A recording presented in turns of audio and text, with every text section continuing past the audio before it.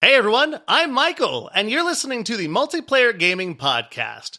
This episode is sponsored by, well, you guys! That's right, our awesome community of Patreon supporters. We are an independent podcast, and we truly appreciate those who help us keep this show going each and every episode. We do 2 shows a week, but if you support us on Patreon, you get 2 bonus episodes. Yes, every week.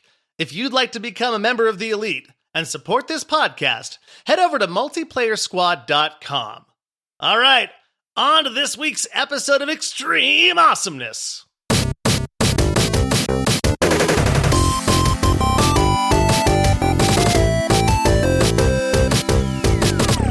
Welcome to the Multiplayer Gaming Podcast. We are so excited to have you here with us today. If you are new, we are 3 dads that love talking about gaming in a family-friendly format. Please make sure to rate our podcast 5 stars, and you can head over to multiplayersquad.com to see our Patreon page. We rely entirely on our listeners for support, and the best way that you can help support the show is through Patreon.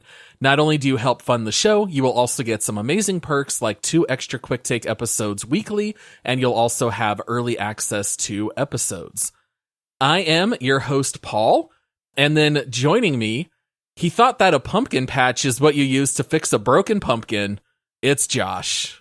Everybody knows that you use duct tape to fix a broken pumpkin, Paul. What about super glue? Does that work? Gorilla Glue does. Different chemicals. Excellent. And then also, the man that's so good at sleeping, he can do it with his eyes closed. It's Michael. I can do a lot of things with my eyes closed. You guys would be surprised, especially like pat my head at the same time as rubbing my belly. I totally thought Gorilla Glue was for fixing gorillas, so the whole intro is out for me, but thanks for showing up, guys, and being in my favorite place to be, always. Oh, very nice. So today is Thursday, which means this is a Twig episode, This Week in Gaming, and normally we devote these episodes either talking about what we have been playing over the last week or talking about recent news stories. Guys, I feel like we haven't really been able to catch up very much lately, so I was kind of curious to know, what have you guys been playing lately? Are you able to have any single-player gaming time recently? What have you been into? Dude, it's crazy because you guys know, like, I had a streak where I was playing Rocket League. Like, it didn't matter what else we were playing. I was playing Rocket League every single day. And I have not touched Rocket League in like a month. I think that says something with what's been going on between Lost Ark, which I still play almost daily, Elden Ring, which I absolutely play daily. Like, those 2 games have just consumed, that's been like 99.9% of my gaming. However, I have found that there's always that 0.1% game that I go back to occasionally, and that's Hearthstone. I've been playing Hearthstone Battlegrounds again, which I don't even understand at this point. Like, I don't like Battlegrounds that much anymore, and yet I'll be halfway through a round of Battlegrounds, and then I'm going like, oh, I'm going to win this one, man. Look at this. I got these guys going, and my guys are getting stronger, and then I'm like, why am I even playing this game right now? So I had no idea that you've been playing Battlegrounds lately, because guess what I've been playing lately, Josh? I've been playing Battlegrounds every single day. I've been hopping into at least a couple matches. Now, Michael, you were not yet on the podcast when we deep dove Hearthstone. I know Josh and I were huge fans. Have you ever played it? I don't know if I would play Hearthstone, to be honest with you. It's one of those things that if there's not like a lot of stuff going on with story and things like that. I don't play a lot of like Solitaire or Minesweeper. I know you guys have talked about that before. If it's more of a puzzle game or when honestly, we deep dove Solitaire. Yeah, right. Yeah, that Solitaire deep dive. Like the ace is bigger than the queen, guys. If you don't know that, go back and watch that. Listen to that the fictitious deep dive. No, I don't. Honestly, I don't know. You guys could talk about how great it is. Not my type of game. Probably. I don't think I'll pick it up, but maybe someday. You never know. Probably not. I can't wait for a month from now when Michael tries Hearthstone for the first time on a whim, and then it's like, guys, I've been playing Hearthstone.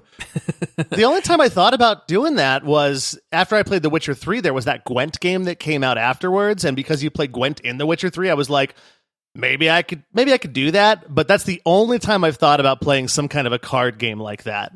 Oh, I'm a huge fan. I played the heck out of Gwent. I played Legends of Runeterra. which is the League of Legends one. Apparently I'm still playing Hearthstone.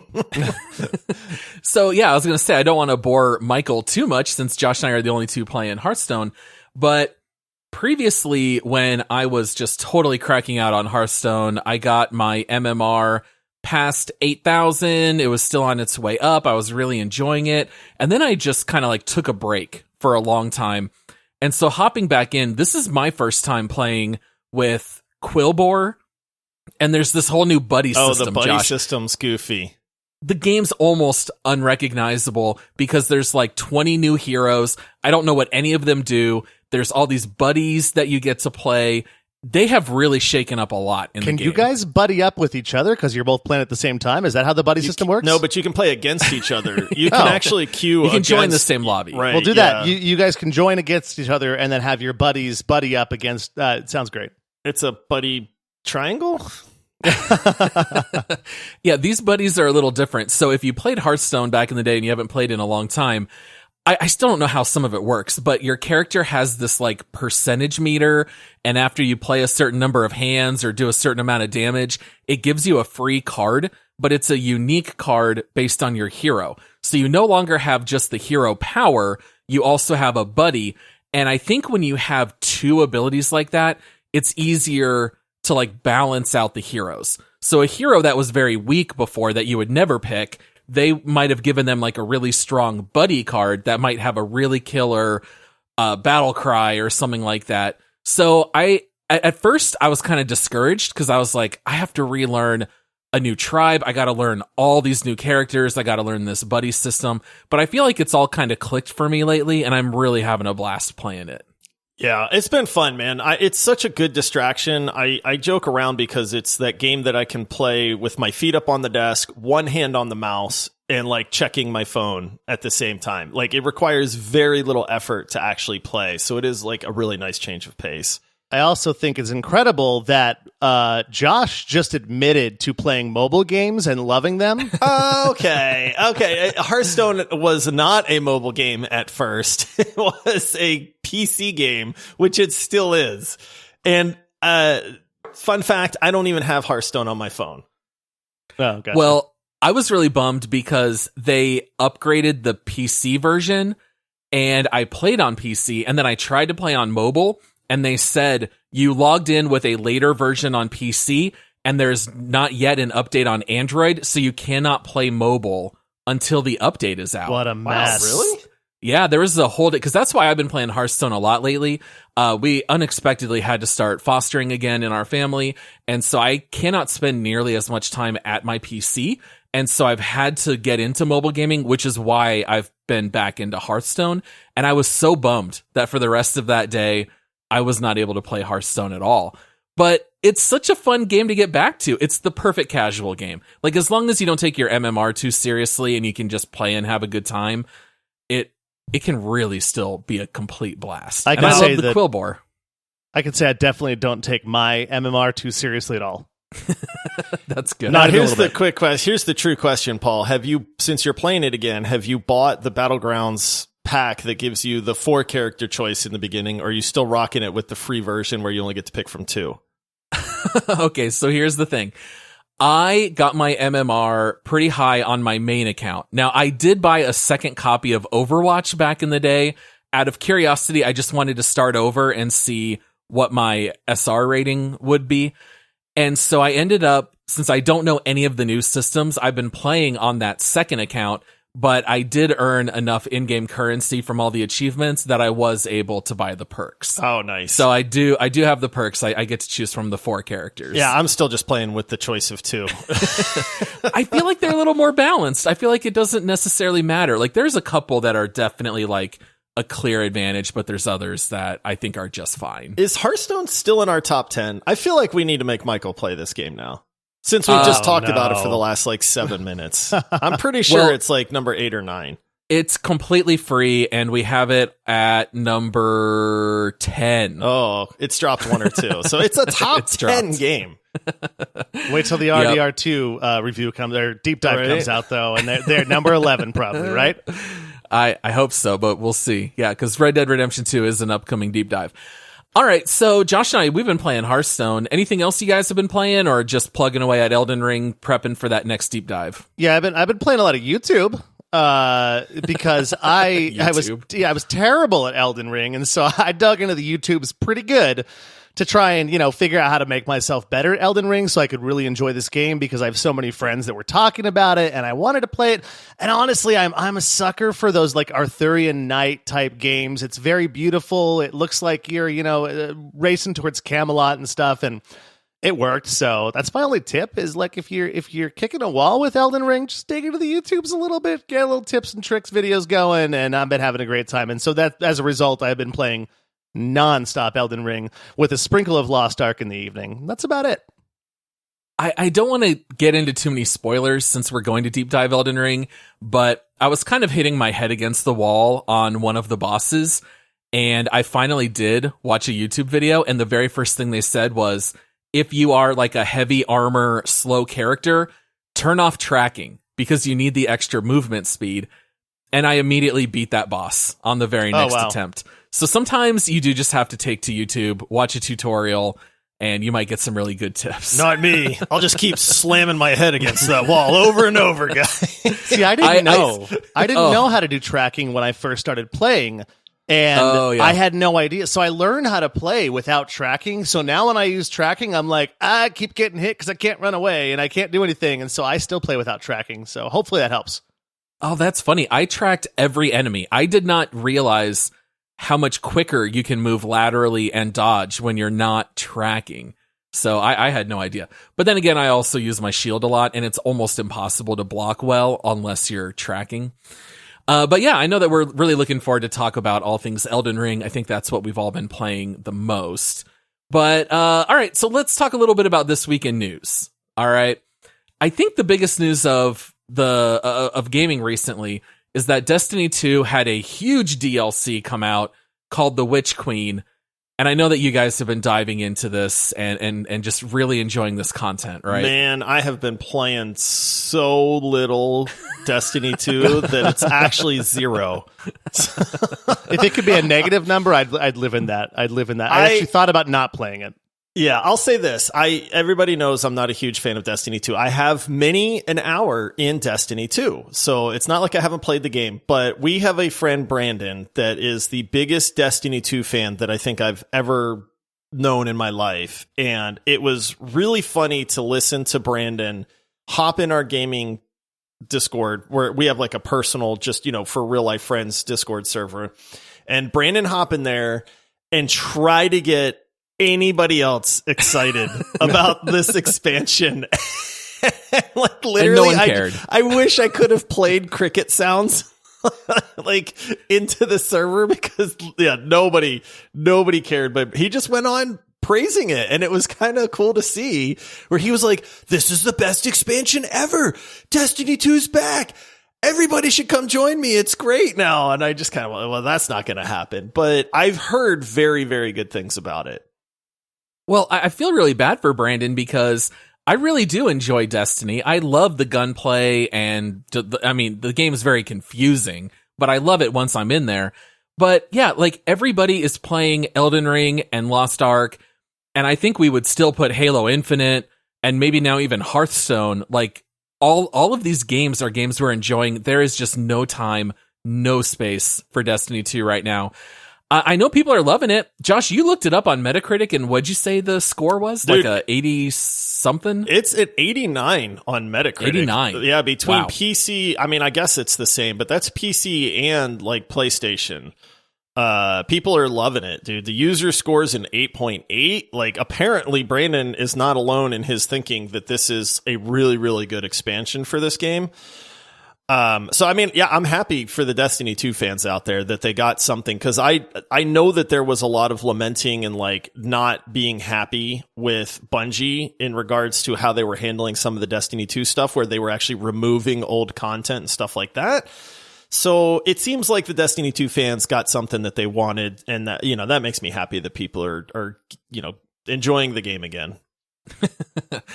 Yeah, and then I saw another news story related to Destiny 2 that I had to bring up.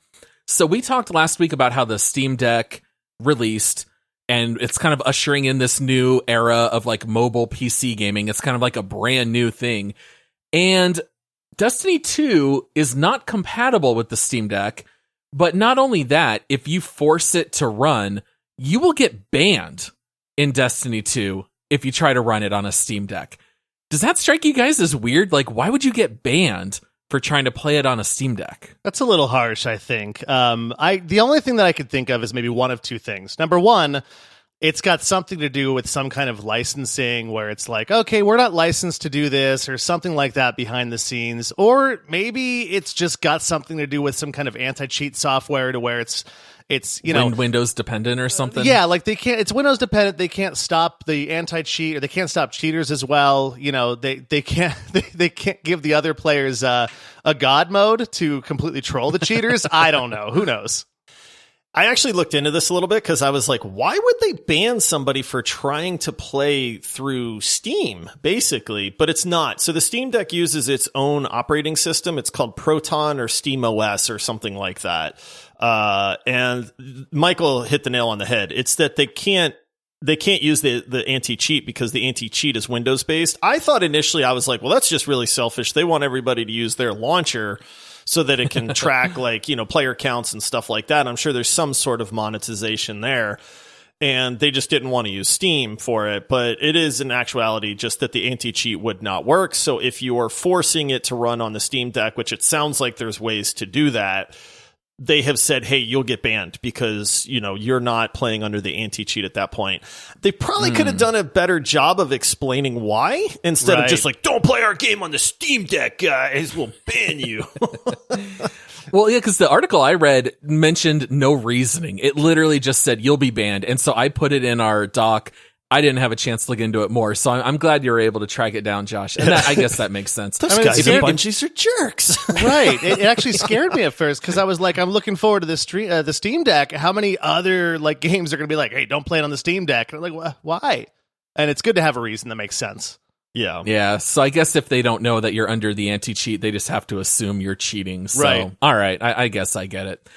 Okay. We had some news this week about Lost Ark. So we did our deep dive episode. We all got into the endgame content. We gave all of our thoughts about this new Smash MMO that has taken the world by storm.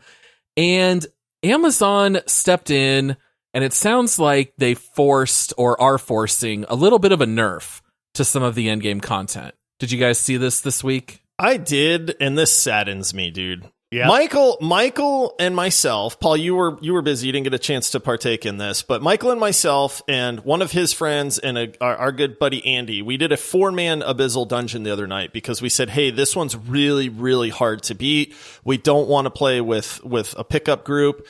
How about all 4 of us tackle this? We're all extremely proficient gamers. I mean, just top level gamers. So we were like, yes, we know we can clear this. And we hopped in this dungeon. We failed miserably, 15 times or so, but we did beat it. Yeah, it was a lot. Like, we died. And like I said, I mean, for people with our amazing skill level, that just tells you that this dungeon's really, really hard. But you know what? We beat the dungeon and it felt great, man. We were like, yeah, we're all virtual high-fiving. They're saying, Josh, you're the best paladin ever. Like, you saved all of our lives with your bubbles and stuff. And I'm like, yeah, I know. Mm-hmm. But then, yeah, so I guess but that was a lot of fun, right? Like, we knew it was going to be difficult, but overcoming that challenge felt amazing. But apparently Amazon feels like it's too hard. And so they want people to be able to beat this content. And so they're nerfing it, which I think is terrible. I think extra fail. Like the thing that I loved about this is the feeling that we got after we beat it. Cause, my buddy Nevitz, who's in our Discord as well, before that, a long time ago, like the night before, like a very long time ago, we spent eons that night trying to beat this on our own. And we realized, hey, I should probably reach out to the people we have in our Discord. I'll tag Josh and Andy and see if we can get together and do this.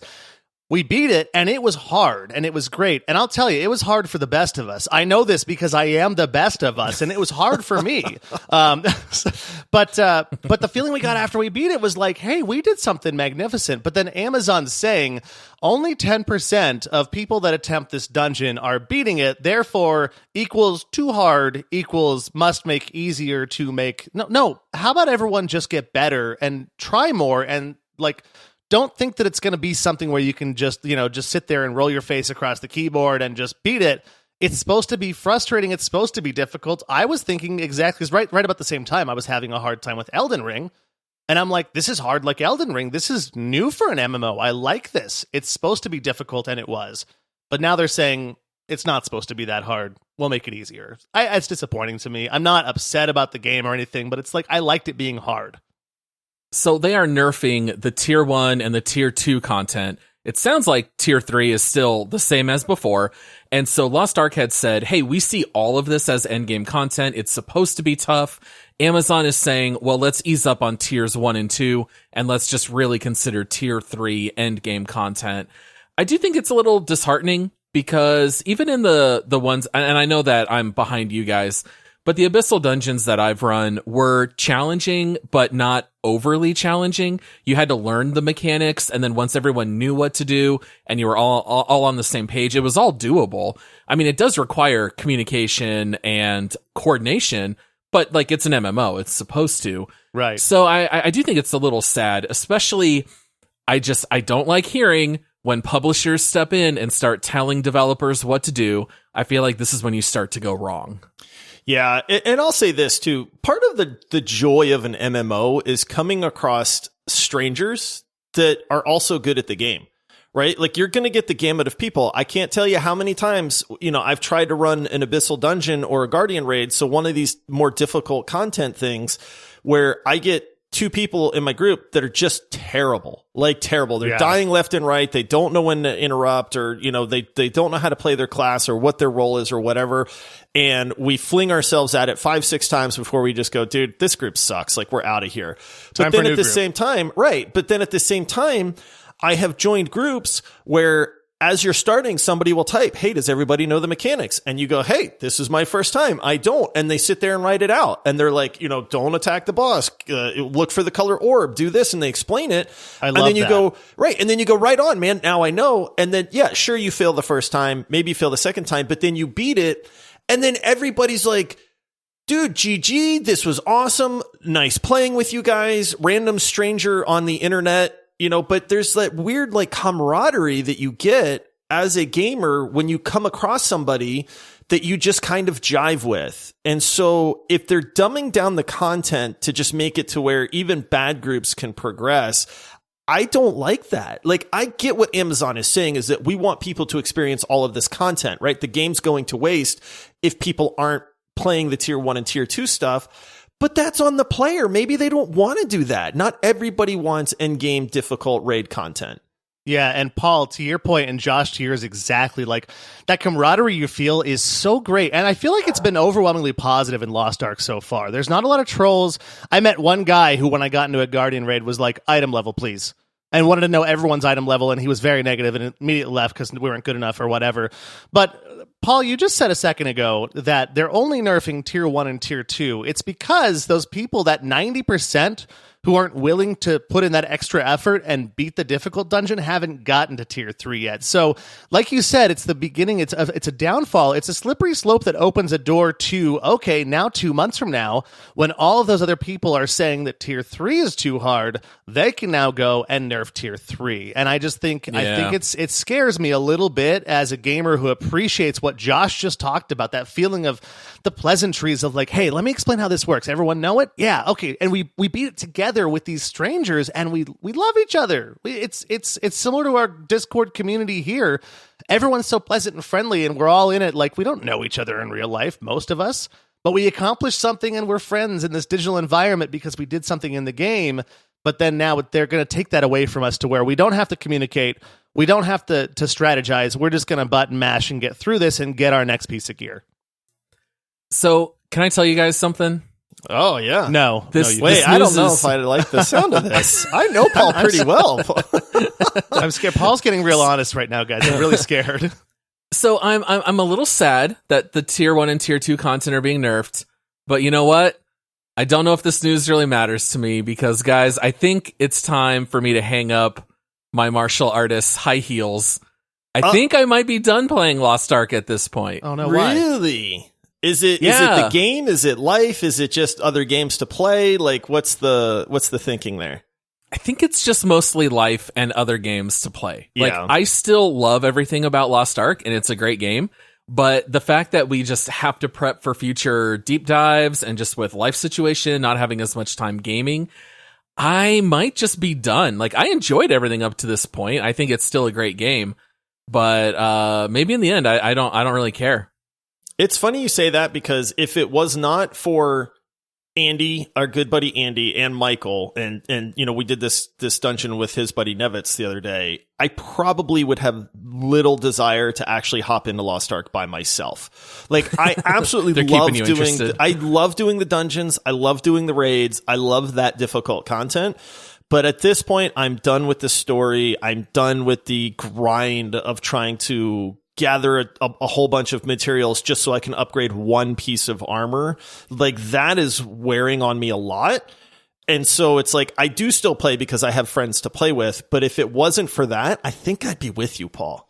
Yeah, I can pretty much say the same thing. But I do have friends to play with still, and I'm hoping we play for a while, and somehow maybe Paul just comes back because friend Paul. I need friend my Paul. 450 item level. Yeah, hey, I'll be a little behind the curve. Yeah, we'll get you. I'll buy you a platinum founders pack times like 3. Yeah. We'll give you a bunch of gems. You just once you get to that 5% fail rate though on or 5% success rate on honing your gear though, that might be when I'm out of here too. Yeah, I saw some articles on that. Some people complaining about like later on in the game, like failing on gear, you get like a 99% fail chance where 1% that might be a bit difficult for me to handle. I might be out too. That's a really bad system. I don't remember if we actually talked about that on the deep dive episode or not. I don't think we did. They should have just increased the mats that you need for a guaranteed upgrade.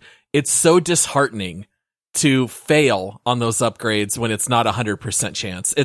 It's kind of soul crushing. I watched Nevitz fail, literally no exaggeration, 7 attempts on getting his weapon from 12 to 13. 7 attempts, 3 nights in a row of doing all the content you can do that night. You can't do any more content that day or week.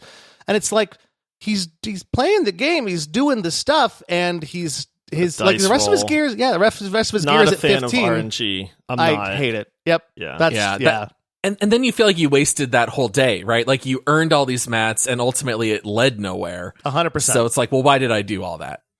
All right. Well, we are very quickly running out of time. Let's just go ahead and briefly touch on one last story because I did really enjoy this. So Valve, which of course makes money hand over fist on Steam, what is it that they keep? Something like 30% of every sale? 30%. It might change. Right to Steam. Maybe it scales depending on people, but it's a good chunk. It's a decent chunk no matter what, and I think everybody automatically goes to Steam first for the most part. So people have been talking a little bit about, game subscription services. We have the Microsoft Game Pass. You've got the EA Play, whatever they call their pass. Everyone's coming out with, different subscriptions. And Valve came out and said that they are not considering doing any kind of Game Pass on Steam. Which is because they're making a ton of money. They don't need it. But they did say that they would be very happy to help Microsoft put the Game Pass on Steam, which is pretty great. Yeah. Oh, man. I think they're just kind of fishing for a chance at more money, right? Right. I mean, it's absolutely a win-win in every way. If on Steam's, on their Steam Deck, which, by the way, you're giving them money to buy it anyways, or on their platforms or whatever, if they don't do a subscription service for their own stuff because they don't have to, like everybody goes to Steam first, like you said, Paul. But also, those games that we're not selling a lot of because it is on the Game Pass for Xbox, well, bring those over here and give us the 30% for those too on the Game Pass monthly. It's such a simple thing. Like, I almost feel like this is like something you'd see on The Onion or something. It's funny news. Yeah. It's like big, giant conglomerate game company wants more money in an easy way. Of course they do. Well, and Microsoft, which owns Bethesda, the Bethesda launcher is now donezo. They said we're removing the launcher. We're going to migrate everything to Steam. Steam is kind of the big black hole that eventually sucks everything up. I feel like everyone used Steam, kind of like the way everyone used Netflix. And then everyone said, we all need our own launcher. We all need our own service. And people at this point are kind of like, I don't want to have 12 launchers on my desktop. No way. And so now things I feel like are slowly moving back towards Steam again. And so maybe we'll see more of the Game Pass type stuff hit Steam. I would love to see it. I would love to have it as an option as a PC player that does not own an Xbox. It is nice. Now, competition's great and it makes the world go round, but it is nice as a gamer to have everything consolidated into one place. If I have the option of buying a game somewhere or Steam, I'm buying it on Steam 100% of the time. Agreed. It's just, yes, this whole fad that came about with, we've got our own launcher. It's like, dude, I don't want your launcher. Don't make me use it. Like Tarkov. We had to download a whole launcher for one game. Yes, exactly. Yeah, I couldn't imagine. Throw it up. But then I get it, right? Maybe everybody doesn't want to pay Steam their rate to distribute and host their game service or whatever. So it's tough, but I mean, Steam wants that Microsoft money because if they put Game Pass on there, then they're getting paid. Well, yeah, I buy all my games on Humble Bundle typically because it's, you can also donate to charity on there and get discounts. But guess what they give you? A Steam game key. So it's the same thing. Like, I want everything in Steam. I can see it all there. The funniest thing about multiple launchers too is I find often that games that have a separate launcher also don't tie into the achievement system in Steam sometimes. Mm-hmm. And I'm an achievement junkie, and so I'm like, man, what was the Jedi Fallen Order? You don't get any Steam achievements for that. And I played through the whole thing, gave my 100 hours, and I'm like, I want my Steam achievements. And so I'm all for just having it all be there, Well, guys, we are all out of time for this week in gaming. So I hope that you all out there enjoyed it. I hope that you all are playing games that you're enjoying right now.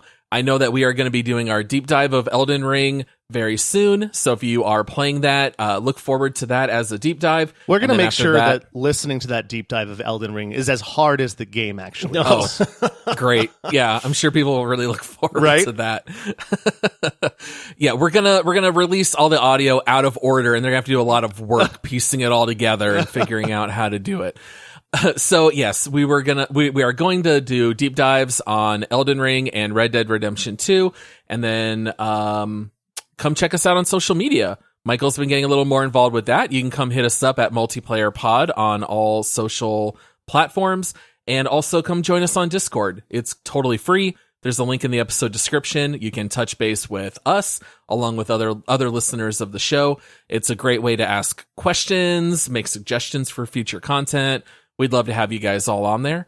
And I think that's it. Anything else to cover, guys? That's it, man. That's it? I had a great time. Everybody have a great week. Yeah, absolutely. So thanks so much for listening, everybody. We'll see you all on Monday. All right. See you, everybody.